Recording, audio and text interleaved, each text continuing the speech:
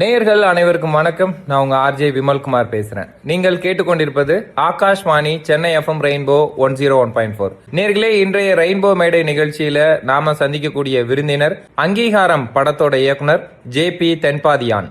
அங்கீகாரம் திரைப்படம் ஒரு விளையாட்டு வீரர் வாழ்க்கையில சந்திக்கக்கூடிய சவால்கள், தன்னுடைய பொருளாதார சிக்கல்கள்ல இருந்து தன்னுடைய காமன்வெல்த் கனவை நோக்கி எப்படி பயணப்படுறார் அப்படிங்கறத மைய கருத்தா வச்சிருந்த ஒரு பதிவு. அந்த படத்தோட இயக்குனர் JP தென்பாதியான் நம்ம கூட இருக்கிறாரு. வணக்கம் சார். வணக்கம். வணக்கம். முதல் படம் விளையாட்டு வீரரோட வாழ்க்கை, நிறைய காட்சிகள் ட்ரூ ஈவெண்ட்ஸ் அப்படிங்கறத பேஸ் பண்ணி போயிருக்கு. தேர்வு செய்ய காரணம் அப்படின்னு ஒன்று இருக்கும். முதல் படம் நான் இந்த மாதிரி போயிட்டேன்னா ABC ஆடியன்ஸை பிடிச்சிருவேன், அடுத்த ஒரு ஸ்கேல், இப்படியெல்லாம் நிறைய விஷயங்கள் இன்னைக்கு செட் பண்ணப்பட்டிருக்கு. ஆனால் நான் சேலஞ்சை ஃபேஸ் பண்ணுறேன் அப்படிங்கிற ஒரு மனநிலை இருக்குல்ல, அதை பற்றி சொல்லுங்கள். எல்லாருக்குமான கதை தான் இது ஆரம்பித்த இடம் கூட அந்த விளையாட்டு வீரர்களை கண்டுக்கப்படாமல் இருக்கிறதுனால அந்த ஆதங்கம் தான் இந்த கதை. நாடு எங்கிலுமே நீங்கள் ஸ்போர்ட்ஸில் சாதித்தவங்க, சாதிக்க இருக்கிறவங்களுடைய நிலைமை என்னங்கிறது தான் அந்த கதை பேசியிருக்கோம். அப்படி இருக்கிறப்ப இந்த கதையை ஒரு விளையாட்டு வீரர் பார்த்தாருன்னா, நம்மளுக்காக ஒரு படம் வந்திருக்குது அப்படிங்கிறதுல ரொம்ப தெளிவாக இருந்தோம். அப்படி உருவாக்கப்பட்டதான் அந்த கதை. ஒரு கதையின் மையமாக இருக்கிற ஒருத்தரை மாற்றங்களுக்கு உட்படுத்துறதுங்கிற ஒரு இடம் இருக்குது. அவருடைய உடல் மாற்றம் அப்படிங்கிறது அங்கே காஃப் மசில் பிளட் வரும்போது நம்மளுக்கு கண்ணுக்குள்ள ஒரு மாதிரி ஆகுது. தன்னைத்தானே வருத்தி கொள்ளுதல், சிரத்தை எடுத்துக்கொள்ளுதல் அப்படிங்கிறதுல இந்த கேஸ்டிங்கில் நீங்கள் எவ்வளோ தீர்மானமாக இருந்தீங்க? ஏன்னா கோர்ட்டு செட்டு பட்ஜெட் இவ்வளோ இது அப்படிங்கும்போது ஒரு சில இடங்களுக்கு பட்ஜெட் அதிகமாகும் போது ஒரு சில இடங்களில் பேலன்ஸ் பண்ண வேண்டிய, காம்ப்ரமைஸ் பண்ண வேண்டிய இடங்கள் இருக்கும். அப்போது கேஸ்டிங் கால் அது எப்படி இருந்தது? என்னென்னா, நாங்கள் படத்தில் நடித்த எல்லாருமே நம்ம ஆடிஷன் பண்ணி தான் பண்ணது. அது இதில் ஹீரோ உள்ளே வரும்போது எங்களுக்கு கொஞ்சம் சின்ன பயம் இருந்துச்சு எல்லாருக்குமே, அவருக்கு உள்பட எல்லாருக்குமே. ஸோ அதனால் எல்லாமே ஃபஸ்ட்டுலேயே டெஸ்ட் பண்ணிட்டோம் எல்லாத்தையுமே. உடம்பு ரெடி பண்ணுறதுக்கும் அவருக்கு அதுக்கான டைம் எடுத்துக்கிட்டாரு. அப்படி உள்ளே வந்தது தான் அது. நடிகர்கள்னு பார்த்தீங்கன்னா, நான் எனக்கு ரொம்ப சவாலாக இதில் ஒருத்தங்களை கொண்டு வரணும்னு நினச்சது பார்த்தீங்கன்னா விஜி வெங்கடேஷ். அவங்க தான் அந்த அட்வொகேட் ஜெனரல் கேரக்டர் பண்ணியிருப்பாங்க. அவங்கள உள்ளே கொண்டு வர தான் எனக்கு ரொம்ப பெரிய சவாலாக இருந்துச்சு. ஏன்னா அவங்க ஒரு ப்ரொஃபஷனல் ஆர்டிஸ்ட் கிடையாது. அது இல்லாமல் அவங்க வேர்ல்டு வைடு கேன்சர் NGOவில் ஒர்க் பண்ணுறவங்க. அப்படியெல்லாம் இருக்கும்போது எனக்கு அவங்க நான் பண்ணலைன்னு சொல்லும்போது தான் அவங்கள பண்ண வைக்கணுங்கிற இடத்துக்குள்ளே போனது. அவங்கள உள்ளே கொண்டு வரது தான் எனக்கு ரொம்ப இதாக இருந்துச்சு. எனக்கும் இங்கே ஷூட்டிங் கொஞ்சம் வேறு சிக்கல்னால தள்ளி போயிட்டு இருக்கிறதுனால அந்த நேரத்தை அவங்களுக்கு யூஸ் பண்ணிக்கிட்டு அது வரைக்கும் காத்திருந்து அவங்கள அப்படி தான் அதுக்குள்ளே வர வச்சது. ரெண்டாவது, அவங்களுக்கு தமிழ் அவ்வளோவா வராது, வேறு பேசுவாங்க. நான் எழுதின டைலாக்ஸுக்குள்ளே வர்றதுக்கு அவங்களுக்கு கொஞ்சம் சிக்கல் இருந்துச்சு. அப்புறம் அது எல்லாத்தையுமே ரெடி பண்ணி எல்லாம் கொண்டுட்டு வந்தது. அவங்க அந்த படத்துக்கு வந்தது ஒரு பெரிய பலம். படத்துடைய வசனங்கள், குறிப்பாக கோர்ட்டில் இருக்கிற எத்தனையோ வசனங்களை திரும்ப சொல்லலாம். விளையாட்டும் கல்வியும் வாழ்க்கையை மாற்றும், அதுக்கு இருக்கிற ஒரே ஆயுதம் அப்படிங்கிற மாதிரியான ஒரு இடம் இருக்கும். அதே போல உன் தலைமுறையிலேயே நீ முன்னேறிடணும் அப்படின்னு அம்மா சொல்ற இடம். இப்படி நிறைய இடங்கள்ல நம்ம சாதாரணமா காட்சியை பார்த்துட்டு இருப்போம், ஆனா அந்த வசனம் கண்ணார்னு காதுல ஒண்ணு பண்ணிட்டு போகும். என்ன போய்கிட்டு இருக்கு அப்படிங்கிற ஒரு ஃபீலை கொடுக்கும். இந்த வசனங்கள் இலக்கியமா, இல்ல அனுபவமா, இல்ல வாழ்வியல் தேடலா, அது எப்படி உங்களுக்கு லாபகமா வந்தது? இல்லை, நான் 9வது வரைக்கும் தான் நான் படிச்சிருக்கிறேன். வாழ்க்கை அனுபவம் தான் அதிகம். 29 வருஷமாக தனியாக தான் இந்த சமூகத்து கூட இருக்கிறேன். அப்படி அனுபவங்கள், வாசிப்பு கொஞ்சம், அதெல்லாம் சேர்ந்தது தான். அது இல்லாமல் வசனம் முக்கியத்துவம் பெறதுக்கு காரணம் நான் என்னவா பார்க்குறேன் அப்படின்னா, என்ன இருக்குதோ அதை தான் நான் வசனமாக மாற்றிருக்கிறேன். நான் ஒன்றும் தனியாக போயிட்டு வேற ஒரு உலகத்தில் இயங்கி அதை நான் எடுத்துகிட்டு இங்கே எழுதணும்னெல்லாம் பண்ணலை. இந்த சமூகத்தில் நான் கேட்டது, நான் பார்த்தது, எனக்கு சொல்லப்பட்டது, அதை தான் நான் வசனங்களாக கன்வெர்ட் பண்ணியிருக்கிறேன்னு நம்புகிறேன். அதுதான் இருக்குது படத்துலையும். அந்த அம்மா டைலாக் பர்சனலாக எனக்குன்னு எழுதிக்கிட்ட டைலாக் தான் அது. எனக்கு ஒரு கட்டத்தில் என்ன ஒரு வாழ்க்கை, ஒரு விவசாய குடும்பம், அப்படியே இருக்கிறோம், எதுவுமே இல்லையே, தொட்டு அது வந்துக்கிட்டே இருக்குது. அப்படிங்கும்போது அப்போ என் தலைமுறையில் இந்த வாழ்க்கையை நான் மாற்றணும்னு விருப்பப்படுறேன். அப்படி எழுதப்பட்டது தான் அது. அது வைக்கலாமா, தப்பாக இருக்குமா, சரியாக இருக்குமா, சிவா தான் தம்பி, அவன் தான் கோ டைரக்டர். எல்லாரும் சேர்ந்து டிஸ்கஸ் பண்ணி கடைசியாக ஃபைனலாக வச்சா அதை படத்தோடைய தீமாக தான் அது மாறணுங்கிறது முடிவு பண்ணி அப்படி வச்சது தான் அது. அதனால தான் ஹீரோ எங்கெல்லாம் தோண்டு போகிறானோ அங்கெல்லாம் அது ரீகால் ஆகிட்டே இருக்கும். உன் தலைமுறையிலே உன் வாழ்க்கை மாறணுங்கிறது. அதுதான் வந்து ஹீரோ வந்து திரும்ப திரும்ப எழுந்து நிற்கிறதுக்கான ஒரு ஊன்றுகோலாகவும் இருக்கும் படத்தில் அந்த வசனம். அதே போல் மற்ற வசனங்கள் எல்லாமே வந்து சமூகத்தோட பிரதிபலிப்பு தான். நான் எதுவும் பெருசாக தனியாக சிந்திச்சு நான் ஒன்றும் உருவாக்கலை, சமூகத்தோட பிரதிபலிப்பு தான். லொக்கேஷன் அப்படிங்கிறது ஒரு படத்துல கேமரா வைக்கிறதுக்காவது அங்க இடம் இருக்கா அப்படின்னு ஒரு டெக்னீஷியன்ஸ் கேட்குற ஒரு இடம் இருக்கும். இந்த குறுகலான வீடு, கழிவறை வசதி இல்லாத நெருக்கடி, துப்புரவு பணியாளர்களோட நைட் டியூட்டி அப்படிங்கிற ஒரு விஷயம், சூப்பர்வைசரோட மனநிலை, அந்த நெருக்கடிக்கு மத்தியில ஒரு பெரிய ரெக்கை அடக்கி வச்சிருக்கிற ஒரு பறவையோட கனவு மாதிரி ஒரு இது இருக்கு. மாட்டான்குப்பம் பகுதி அதை நீங்க ஷூட்டுக்கு தேர்வு செய்யறதுக்கான காரணம், அடுத்து அங்க உங்களுக்கு இருந்த சவால்கள், அண்ட் இந்த இடம் தான் எனக்கு அப்படின்னு தீர்மானமா முடிவெடுத்தது எப்படி? இந்த பிரச்சனை இருக்குது. நம்ம ஷூட்டிங்கான எக்யூப்மெண்ட் வைக்கிறதுக்கு கொஞ்சம் வசதிகள் வேணும். அதுக்காக வந்து கொஞ்சம் அந்த இருக்கிற இடத்தையே செட்டு மாதிரி மாற்றி கொஞ்சம் இடம் வச்சு தான் பண்ணுவாங்க வழக்கமாக சினிமாவில். ஏன்னா நான் காட்சிப்படுத்தும் போது அதற்கு என்னென்ன தேவை இருக்குதோ அதுதான் முக்கியமாக ஃபஸ்ட்டு பார்ப்பாங்க. ஏன்னா விஷுவல் அப்போ தான் நல்லாயிருக்குன்ட்டு. எனக்கு என்னென்னா எனக்கு அதுவே சிக்கல். எனக்கு அப்படி வச்சு அதை நான் ரொம்ப சொகுசாக காட்டுறதுல வந்து அப்போ வந்து அது சொகுசாக இருக்குன்னு தானே அர்த்தம். அப்போ உள்ளதை உள்ளபடியே காட்டணும் அப்படிங்கிறதுனால தான் அந்த இடத்த சூஸ் பண்ணுது. மாட்டாங்குப்பம் சூஸ் பண்ணதுக்கு காரணம் வந்து மாட்டாங்குப்பத்துக்குள்ளே வந்து விளையாட்டுக்கு பின்னாடி ஒரு பெரிய கதை இருக்குங்கிறது எனக்கு அங்கே போனதுக்கப்புறம் தான் தெரியும்.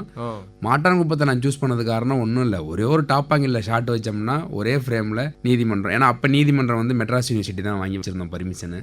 சேப்பாக் ஸ்டேடியம், நீதிமன்றம், ஹீரோவோடைய வீடு, அப்புறம் ஹீரோவுடைய ரன்னிங் கிரவுண்டு, அப்புறம் அந்த பீச் எல்லாமே ஒரு ஃப்ரேமில் வரணுங்கிறதுக்காக வேண்டி அப்படி சூஸ் பண்ணுது. அப்புறம் வந்து குதிரை கூட வந்து ஹீரோவுக்கு வந்து வேறு ஒரு போர்ஷன் ஒன்று எழுதியிருந்தேன். குதிரை முருகன் ஒரு கேரக்டர் வச்சு அந்த கேரக்டருக்கு வந்து ஒரு பெரிய இது வச்சுருந்தேன். அதெல்லாம் எனக்கு அங்கே கிடைச்சதுனால அப்படி வச்சுருந்தது. அந்த குதிரை முருகங்கிறது ஒரு உண்மையான ஒரு கதாபாத்திரம் இருக்கார், அவர் இதை வச்சு தான் அது இது பண்ணது.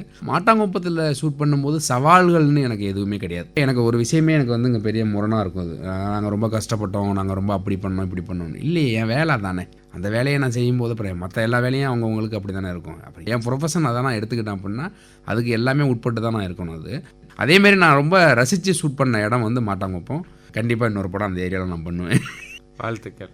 படத்தோட ஆரம்ப காட்சியில் ஹியூமன் வேஸ்ட் அந்த கார்லேருந்து அவங்க போட்டு போகிறதும், சாப்பாடு இவங்க குழம்பு ஊற்றும் போதும் அம்மாவுக்கு அது பிடிக்காதில்ல அப்படின்ட்டு நான் அந்த நிறம் ஒன்று பண்ணும். அதாவது துப்புரவு பணியாளர்களுக்கு உளவியல் ரீதியாக உணவுல இருக்க நிறம் ஒன்று பண்ணிட்டு இருக்கும். தான் தொழிலும் வீட்டுக்குள்ள அது வேணாம் அப்படிங்கிற ஒரு மனநிலையும். ஒரு இடத்துல பையன் வந்து கால் அடிபட்டப்போ நீ அவ்வளோ தூரம் போக முடியாது, உடல் உபாதை இயற்கை இது கழிக்கிறதுக்கு வீட்டுக்குள்ளே இரு, என் புள்ள தானடா நீ ஊர்ல இருக்கிற எல்லாருக்கும் பண்றேன் அப்படிங்கிற ஒரு இடம். இந்த 2 இடங்கள் பத்தி சொல்லுங்களேன். ஃபஸ்ட்டு காட்சி நீங்கள் சொன்னது வந்து தவிர்க்கப்பட்டவர்கள்னு ஒரு புத்தகம் இருக்குது, பாஷா சிங் எழுதுனது. அந்த புத்தகத்தில் படிக்கும்போது அந்த தாக்கத்தில் நம்மளாம் அந்த சமூகத்தில் தான் வாழ்கிறோமா அப்படின்னு அது இருக்கிற காட்சி தான் அது. வேறு எதுவுமே நான் ஒன்றும் பெருசாலாம் இது பண்ண கிடையாது. அந்த மக்களை வந்து ஒரு பாஷா சிங் அவர் போய் பேட்டி எடுக்கும்போது அவங்க கேட்கும்போது எங்களுக்கு வந்து மஞ்சள் நிற உணவு வந்து சாப்பிட்றதே எங்களுக்கு சிக்கல் அப்படின்னு சொல்லிட்டு சொல்லுவாங்க.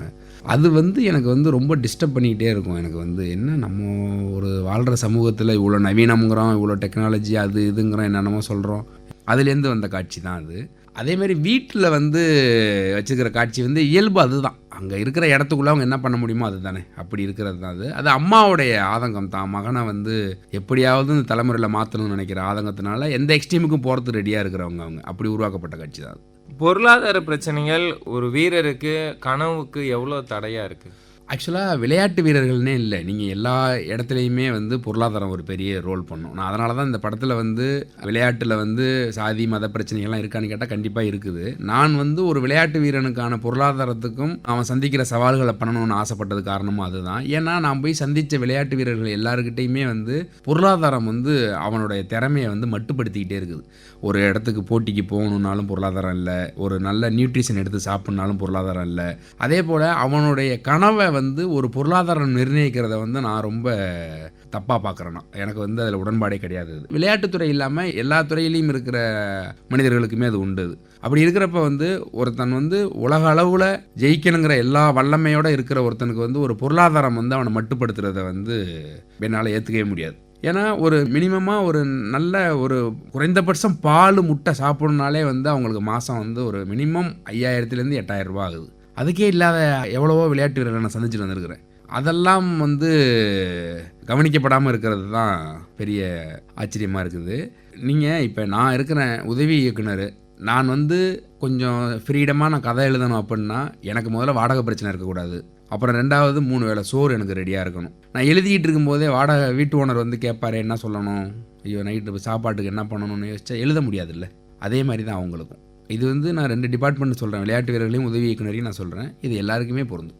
4 மணி நேரம் இருந்தது எடுத்து முடிச்சுட்டு, அதுக்கப்புறம் நாங்கள் வந்து எந்தெந்த போர்ஷன் வந்து ட்ரிம் பண்ணலாம் அப்படிங்கிற ஒரு இடம் இருந்தது. படத்துக்குள்ள பூர்வக்குடிகளோட வெளியேற்றம், தூய்மை பணியாளர்களோட நெருக்கடி, விளையாட்டுல பெண்களுக்கு இருக்கிற பாதுகாப்பு குறித்த சிக்கல்கள், இந்த மாதிரி நிறைய விஷயங்கள் இருக்கும்.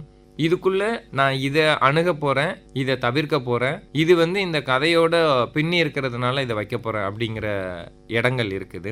எதெல்லாம் நான் வைக்கலாம், எதெல்லாம் நான் எடுத்துக்க வேண்டாம் அப்படின்னு உங்களுக்கு இருக்கும்ல தரவுகள் மூலமா, அதை எப்படி பிரிச்சுக்கிட்டீங்க?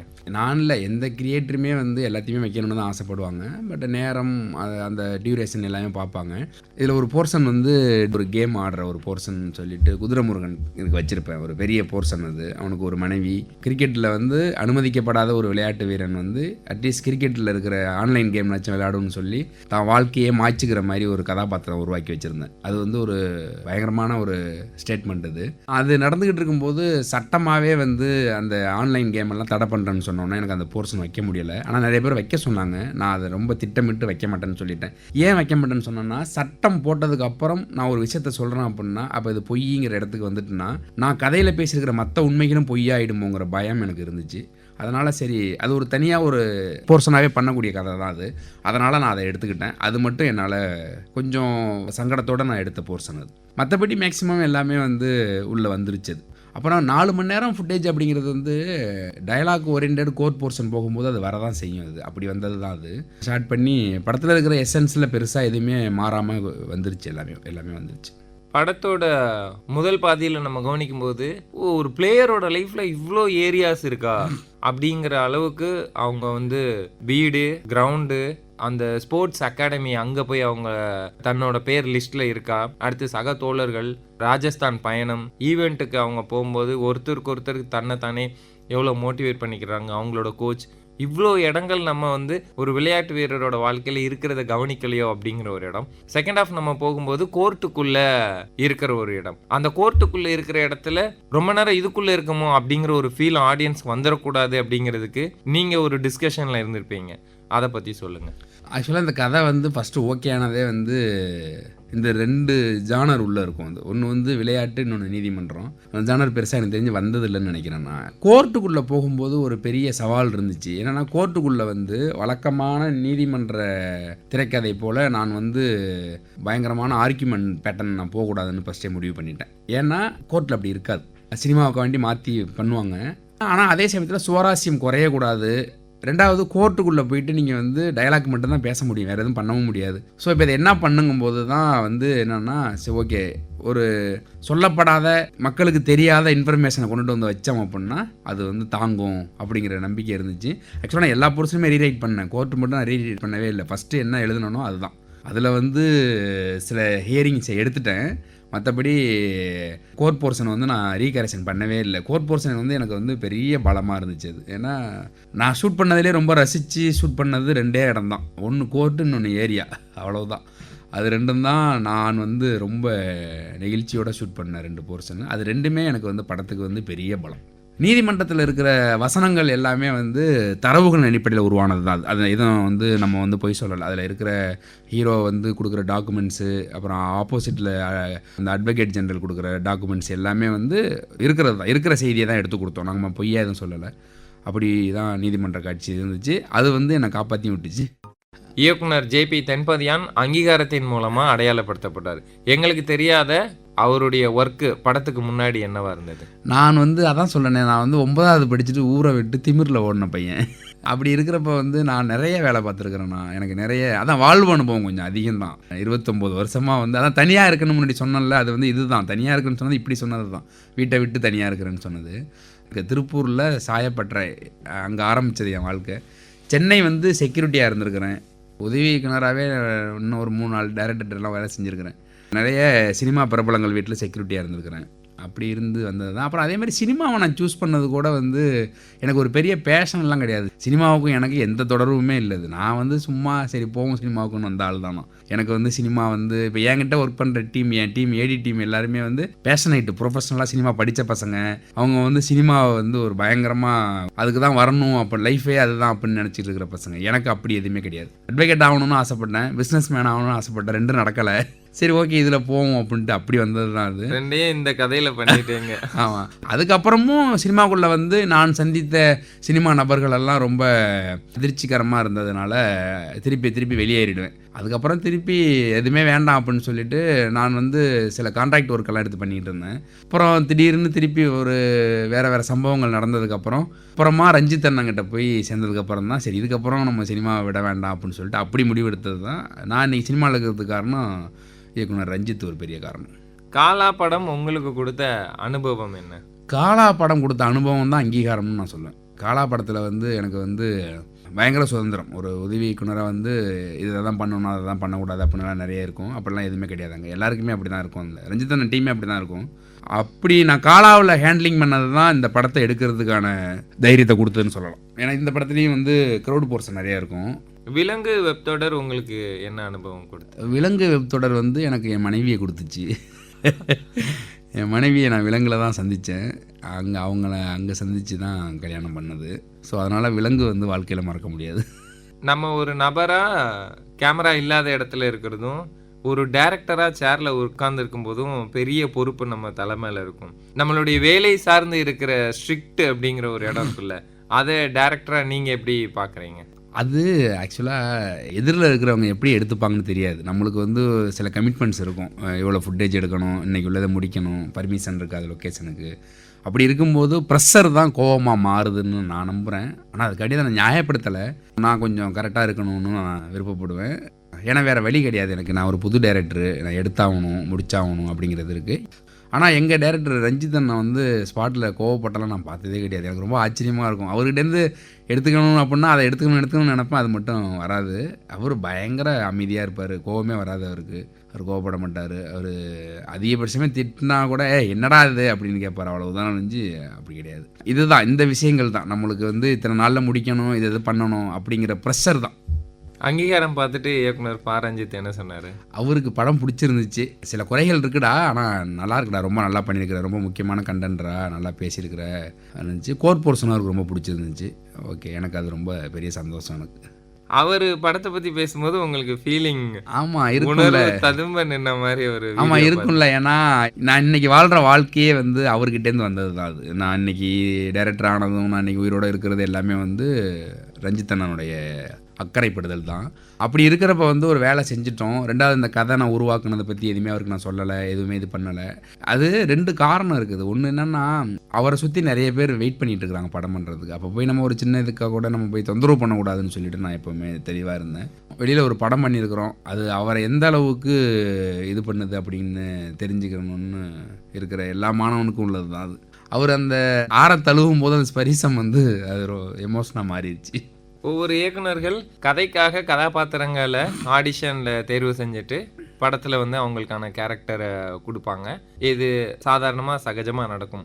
ஆனால் சில கிரியேட்டர்ஸ்கிட்ட தெரியும், அவங்களோட கடந்த கால ப்ராஜெக்ட்ஸோ கடந்த கால போராட்டங்களே பார்த்து இவங்களுக்கு நாம் ஏதாவது ஒன்று பண்ணணும், இல்லை இவங்களை நம்ம தியேட்டர் பிளேயில் பார்த்தோம், இல்லை இவங்களை நம்ம காலா ஷூட்டில் பார்த்தோம், அப்போவே நிறைய திறமை ஆனால் வாய்ப்பு இல்லாமல் போராடுறாங்க இப்படின்னு ஒரு சிலர் இருக்கலாம். அவங்களுக்கு நம்ம ஏதாவது ஒன்று பண்ணணும் அப்படிங்கிற ஒரு பொது உடைமையில் ஒரு சுயநலமாக ஒரு பார்வை இருக்கலாம். இந்த படத்துல மேற்கு தொடர்ச்சி மலை ஆண்டனி அவருடைய ஒரு ரோல் அது ஒன்று பண்ணுச்சு. அப்புறம் தங்கமயிலு அப்படிங்கிற இசபெல்லா அவங்களோட ரோல் வந்து ஒன்று பண்ணுச்சு. அப்புறம் விளையாட்டும் கல்வியும் தான் நமக்கான ஒரு இடம், ஜானகி ஆண்டனி ஜானகி சொல்ற இடம். இப்படி அங்கங்க கதாபாத்திரங்கள் பார்க்கும்போது டைரக்டர் எங்களை அந்த படத்திலே கவனிச்சாரு. இதில் கூப்பிடுவாரு, எதிர்பார்க்கவே இல்லை ஆனால் கூப்பிட்டாருன்ட்டுன்னு. இதை ஒவ்வொரு கலைஞர்களும் படம் முடிஞ்சு அந்த ஒரு ப்ரெஸ் ஷோ இல்லை ப்ரமோஷன் ஷோவில் பேசும்போது அதை கவனிக்க முடிஞ்சது. இவங்களை ஏற்றி விடணும் அப்படிங்கிற ஒரு மனநிலை இருக்குல்ல, அதை பற்றி சொல்லுங்கள். இல்லை, அவங்க ஜானகி வந்து ப்ரொஃபஷ்னலாக நடிப்பு பயிற்சி எல்லாமே எடுத்து இருக்கிற ஒருத்தங்க. அவங்க வந்து இந்த கேரக்டருக்கு வந்து கோச் கேரக்டர் ஆப்ஷன் வரும்போது முதல்ல நம்மளை சுற்றி யார் இருக்கிறா, நம்ம யார் கூடலாம் ஒர்க் பண்ணியிருக்கிறோம் அப்படின்னு ஒன்று தேடுவோம். அப்படி தான் அவங்க அது உள்ளே வந்தாங்க.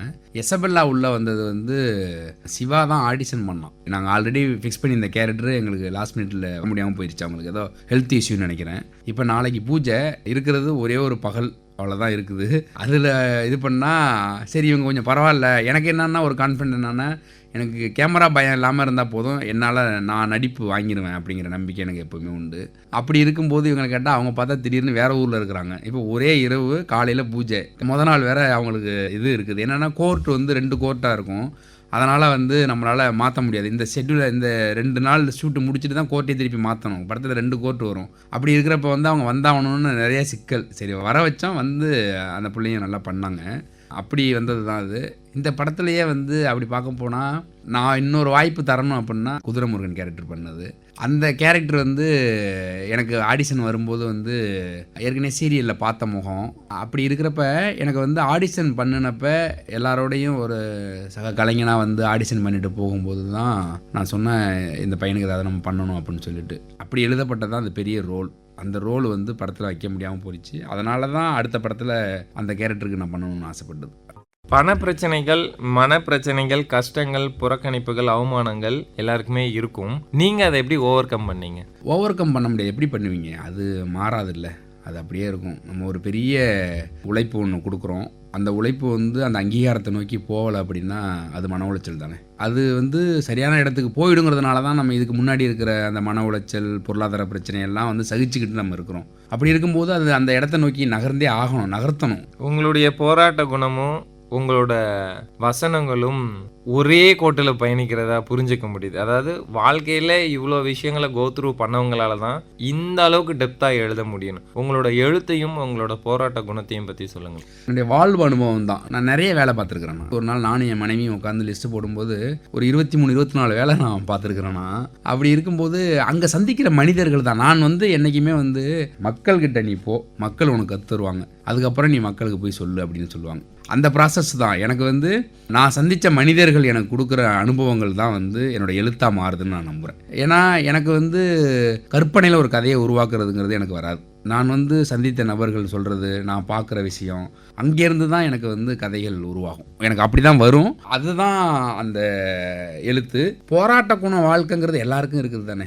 நான் மட்டும் இல்லைல்ல, என்ன மாதிரி எவ்வளோ பேர் இருக்கிறாங்க. அந்த தாக்கம் தான் அந்த மினிஸ்டர் ஒரு டைலாக் சொல்லுவார், நாட்டில் நீ மட்டுமாப்பா ஓடுற, நாடே ஓடுதுங்கிற டைலாக் வந்து அப்படி வச்சது தான். அந்த நாடே ஓடுதுங்கிறது வந்து நாடே, ஆமாம் காலையில் இருந்துச்சு பார்க்குறோம். இப்போ அவ்வளோ பேர் வாழ்க்கையை நோக்கி தானே ஓடுறாங்க. எல்லாமே போராட்டம் தானே. நான் என்ன சினிமா சுதந்திர போராட்டத்துக்கு எடுக்கிறேன், நான் சம்பாதிக்க தானே எடுக்கிறேன். அப்படிங்கும்போது அது வந்து இதுதான் போராட்டம் எல்லாருக்கும் இருக்குது. அதில் வந்து இந்த விளையாட்டு வீரர்களோட போராட்டத்தை பதிவு பண்ணணும்னு ஆசைப்பட்டேன். அப்படிதான் ஒரு ப்ராஜெக்ட் நடக்கும்போதே அடுத்து 2 கால் ஷீட் போட்டு இன்னொரு ப்ராஜெக்டில் இயங்கிட்டு இருக்கிறவங்களும் இருப்பாங்க. உங்களோட வாழ்க்கையில் என்னென்னா, விளையாட்டு சார்ந்து தமிழ்நாட்டில் நடக்கக்கூடிய அனைத்து நிகழ்வுகளையும் உங்களுடைய சோஷியல் மீடியா மூலமாகவோ உங்களோட ஒரு பார்வை அதில் இருக்கிறத, உங்களுடைய பங்களிப்பு ப்ரெசென்ட்டில் அங்கே போய் இருக்கிறத கவனிக்க முடியுது.